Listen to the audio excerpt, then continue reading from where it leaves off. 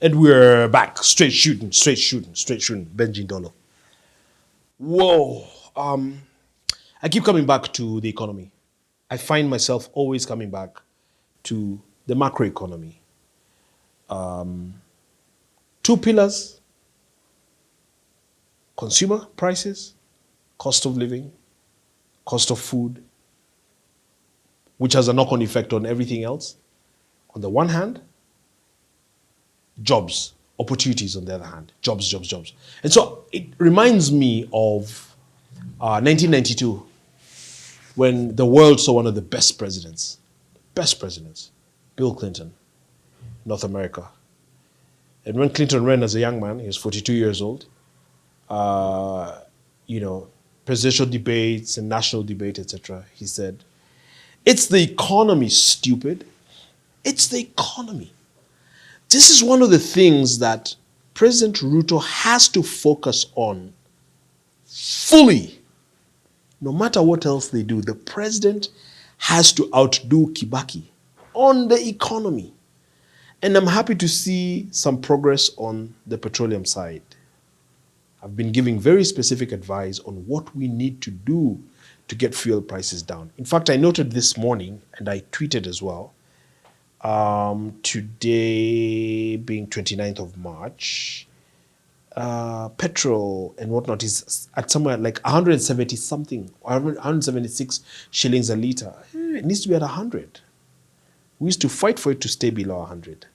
It's in the larger scheme of everything, when you look at per capita and incomes and cost of food and the need to save, etc., which is why Hustler Fund saves for you like by force.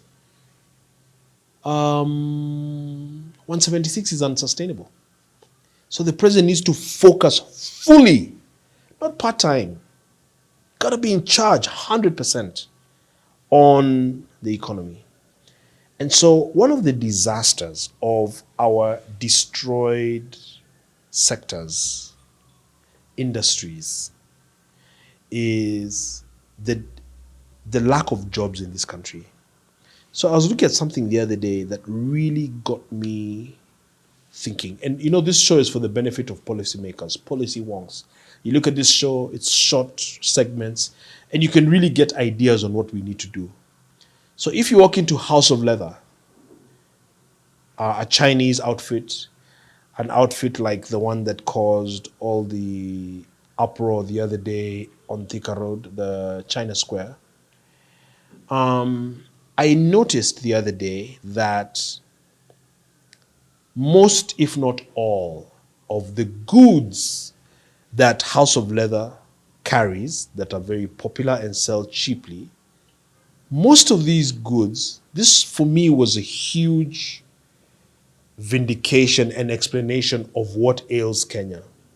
Most of these goods can be manufactured in this country.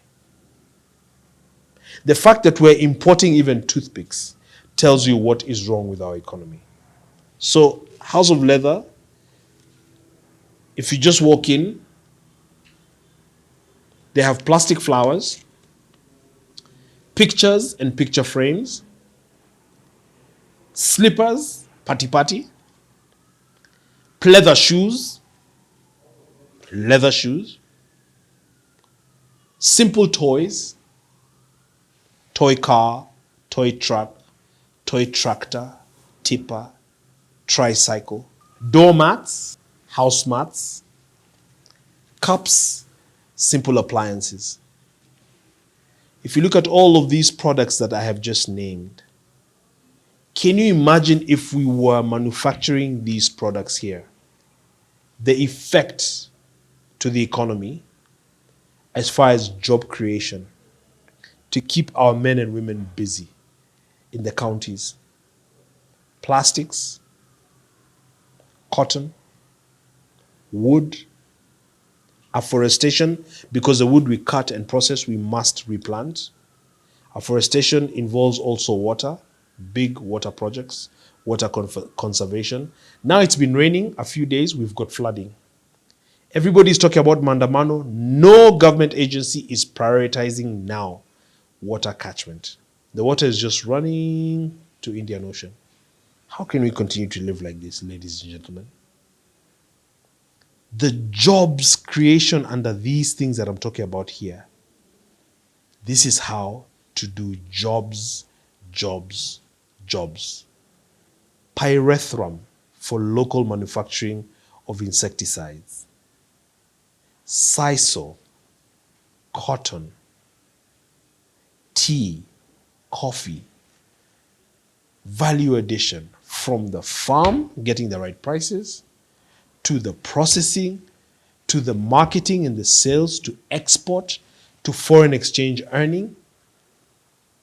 If Ndi and company, Kamal Fuge, former Spears Treasury, if they're not looking at getting these things in simple terms, broken down from a macroeconomic perspective to simple, chewable terms where Mwananchi understands what the economic advisors are talking about and the president understands quickly what he needs to do and the interventions and the stimuluses that government needs to invest in, we're just going to be running into more and more debt and creating a bigger hole.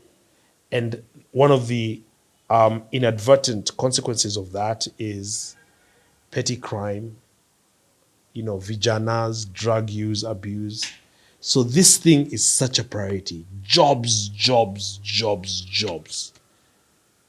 For countries like the US, because they're much more advanced, they talk about well-paying jobs, sophisticated jobs. Countries like Japan, Germany, it's sophisticated jobs. It's coding and all of this, internet hacking, etc., science-based stuff that pays 20,000 shillings an hour. We're not there. Our economy is so broken, is so devastated. We're where America was in the late 1920s. That's where we are. Just complete despair. Complete despair. Every neighborhood you go around now, there's a to let sign, to let, because people have no money really. Money is not exchanging hands. So we're talking about very simple type stuff that we can do to just start the industries, to get sugar cane going, so that we're manufacturing sugar, which we use here locally, rather than killing our local industries and importing sugar and bagging it as local mumias. Economic crimes, man.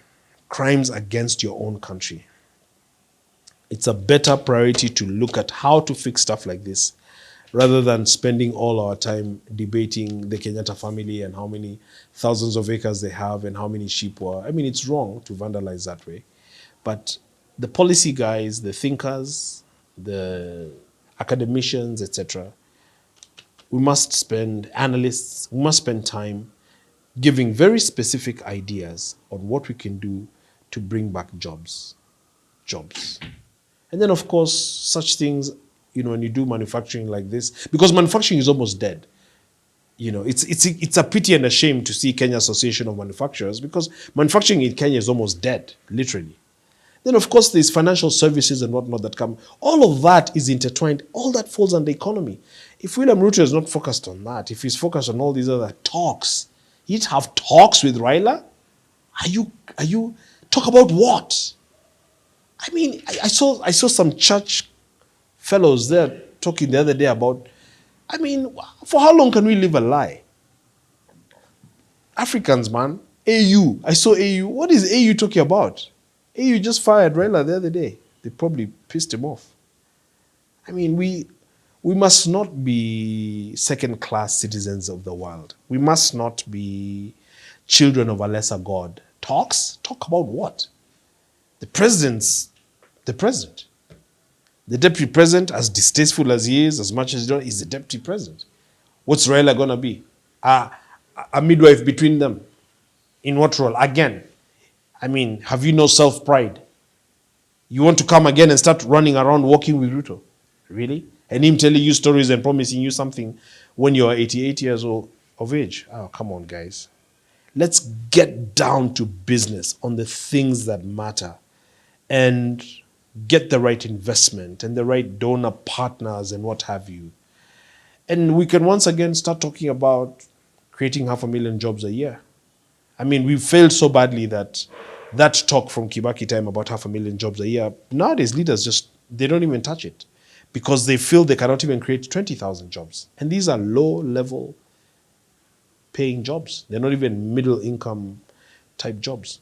So I just want to give a few ideas on what we can do, to create some of these small, this thing for swatting mosquitoes and whatnot with Kidogo. And we have JKUAT graduates here. The worst part about the situation is you find graduates looking for jobs as a driver, as a farmhand, a graduate with first degree. It's terrible. This has to change because the despair, the hopelessness in the youth, especially the youth, who feel they've never even gotten a chance. You're 29 years old, you've never gotten your first job, you've never left this country, you've never earned a salary, you've not been able to leave your parents' home, you've not been able to, you want to marry, etc. And you just feel you have no chance. We cannot, this burden has to be on the shoulders of leaders.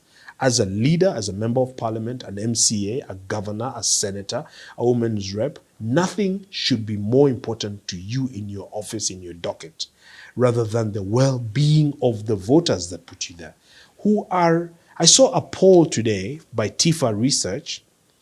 36% of Kenyans, Kenyans they're peaceful, quiet, resilient, can really patient, tolerate a lot. 36% of families are going to bed hungry. 60 years after independence. Just imagine that. Yeah, it was data. Because there's no incomes, there's no money circulating, there's no opportunity, etc. That's millions of Kenyans just braving by. And this also lends credence to the belief then that in a country where there are no opportunities like that, the only way to make it is to be corrupt. Any chance you get at stealing, you must steal. So you also have a lot of stealing at the top. It's terrible. I've seen the DP has just given a 10 million shilling donation somewhere. God help us. Thanks, guys. Jobs, jobs, jobs. Jobs, jobs, jobs, jobs, jobs, jobs, jobs. Nothing else. Don't let leaders talk to you about any other thing. I was at a function up country over the weekend. We had occasion to vent, and there's a bit of debate about Mandamano. Come on. Open the server. Server is in the clouds. Go to the clouds and find it and open it. But for now, let's focus on jobs, jobs, jobs, and transforming the lives of the ordinary guys and in a secure environment. So you have to guarantee security. That's a given. And we're really wasting resources with this thing Raila is doing by making guys run around, the cops chase him all over the place. That money could be going to something else. Could be going to water, could be going to cleaning up the city, could be going to securing the city, not chasing vagabonds and rioters all over the place. Yes, you're right to assemble peacefully, but this is fujo. This is not peaceful assembly. People are armed, people are angry, incited. It's ridiculous. Let's focus on jobs. Jobs, jobs, jobs, jobs, jobs, jobs. It's better for everybody that way. Straight shooting. Thanks for watching. We'll talk some more tomorrow. Sante.